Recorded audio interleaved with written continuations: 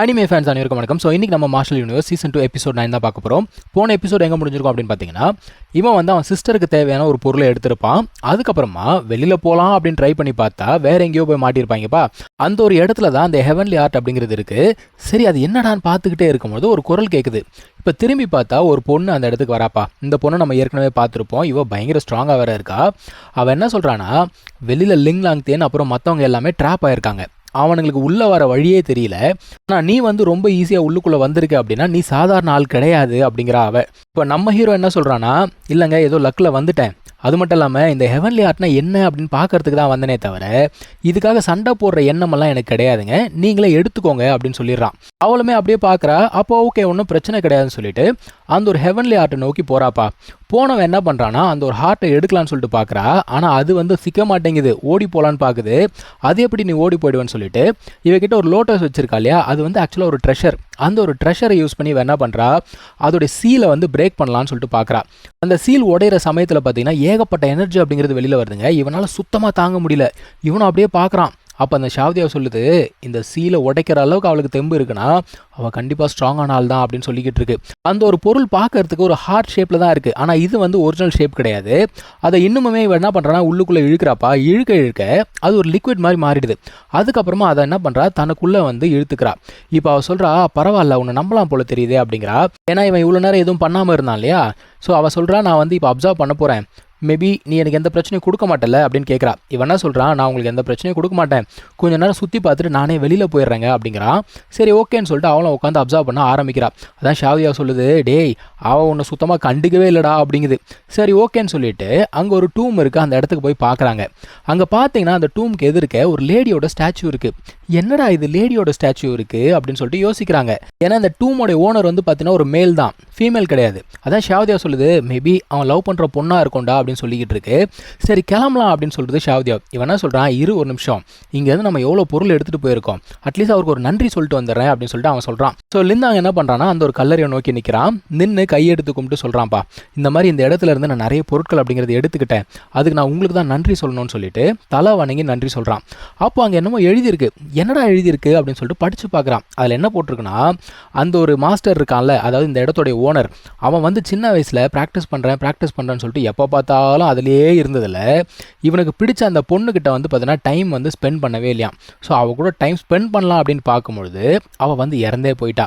So அவன் என்ன போட்டிருக்கான் அப்படின்னா, இந்த ஹெவன்லி ஹார்ட் இருக்குல்ல, அதை வந்து சிங்கிள் பர்சன்லாம் வந்து அப்சர்வ் பண்ண முடியாது. அதை அப்சர்வ் பண்ணணும் அப்படின்னா கப்புலாக வந்து தான் அப்சர்வ் பண்ண முடியும். அதாவது ஒன்று லவ்வர்ஸாக இருக்கணும், இல்லை மேரேஜ் ஆனவங்களாக இருக்கணும்.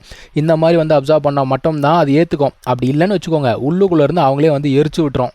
ஸோ லிந்தா வந்து திரும்பி பார்க்குறான். ஐயோ ஆபத்து அப்படின்னு சொல்லிட்டு திரும்பி பார்த்தா அந்த பொண்ணுக்கு எதுவுமே ஆகலை. ஏய் பாத்தியா ஒன்றுமே ஆகலை அப்படின்னு சொல்லிக்கிட்டு இருக்கான். ஆனால் சொல்லி வாய மூடல. அவளுடைய உடம்பு வந்து பார்த்தீங்கன்னா ரியாக்ட் ஆக ஆரம்பிக்குது.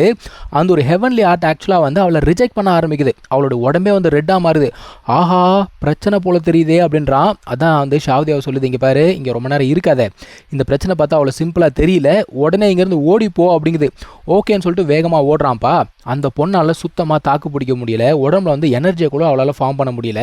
அங்கேருந்து கீழே விழுந்துடா. அவளுக்கு சரியான கோவம். என்ன பண்ணுறான்னா, அந்த ஒரு லோட்டஸை பயன்படுத்தி அந்த டூம் இருக்கு பாருங்க, அதை வந்து கம்ப்ளீட்டாக டிஸ்ட்ராய் பண்ணிட்டா. இப்போ இவனை பார்க்குறா, ஆஹா இந்த பொண்ணுக்கு பைத்தியம் பிடிச்சிச்சு போல தெரியுதே, இங்கேருந்து ஓடியே ஆகணும்டா அப்படின்னு யோசிக்கிறான். இவ திரும்பி பார்க்குறா இவனுக்கு சரியான பயம். அந்த பொண்ணோட பார்வையே சரியில்லடா, ஓடுறான்னு சொல்லிட்டு ஓடுறான் பாருங்க. அவள் ஓட விட்டுருவாளா, அங்கே இருக்க கதவை க்ளோஸ் பண்ணிடுறா. அதான் இவன் சொல்கிறான், ஏம்மா என்ன பிரச்சனை உனக்கு, நான் உன்னை எதுவுமே பண்ணலையே அப்படிங்கிறான். அவள் கேட்குறா, இந்த ஹெவன்லி ஆர்ட்டில் பிரச்சனை இருக்குது அப்படிங்கிறது உனக்கு தெரியுமா அப்படின்னு கேட்குறா. இவன் என்ன சொல்கிறான், ஆத்தா எனக்கு எதுவும் தெரியாது, நீ அப்சர்வ் பண்ணி முடிச்சதுக்கு அப்புறம் தான் நான் அந்த டூமில் எழுதியிருந்தது, அதை தான் நான் படித்தேன் அப்படிங்கிறான். சரின்னு சொல்லிட்டு காம் டவுன் ஆயிடுறாப்பா. அவனா சொல்கிறானா, சரி உங்ககிட்ட எனக்கு ஒரு ஹெல்ப் வேணும், பண்ணுவியா அப்படின்னு கேட்குறா. சொல்லுங்கள் என்ன ஹெல்ப் வேணும் அப்படின்னு கேட்டால் இவனோட அந்த யுவன்தான் இருக்குல்ல, அதை கேட்குறா. எனக்கு உன்னோட யுவன்தானை பாரோ பண்ணு அப்படிங்கிறா. இவளுடைய மாஸ்டர் இருக்காங்களா, அவங்க வந்து சொல்லியிருக்காங்களாம் இந்த ஹெவன்லி ஆர்ட்டை இவ அப்சர்வ் பண்ணியே தீரணும்னு. அதுக்கு தான் இவ வந்து ஹெல்ப் கேட்குறா. ஆனால் ஷாவ்தியா என்ன சொல்லுது, உன்னோட யுவன்தானை தயவு செஞ்சு கொடுத்துறாத, நீ இவ்வளோ நாள் கஷ்டப்பட்டு பாடுபட்டது எல்லாமே வீணாக போயிடும், கொடுத்துறாத அப்படிங்குது. இவனா என்னை மன்னிச்சுக்கோங்க, நீங்கள் கேட்கறத என்னால் கொடுக்க முடியாது அப்படின்னு சொல்லிட்டு ஓட ஆரம்பிக்கிறான்ப்பா. ஆனாலுமே அந்த பொண்ணு என்ன சொல்கிறான்னா, நீ எனக்கு ஹெல்ப் பண்ணன்னு வச்சுக்கோயேன், நீ இன்னைக்கு என்ன இழக்கிறியோ அதை விட பல மடங்கு அதிகமாக நான் உனக்கு திரும்ப தரேன் அப்படின்னு சொல்கிறா. இவனா உன் ஹெல்ப்பெல்லாம் தேவையில்லாதா, என்னை விட்டுரு அப்படிங்கிறான்.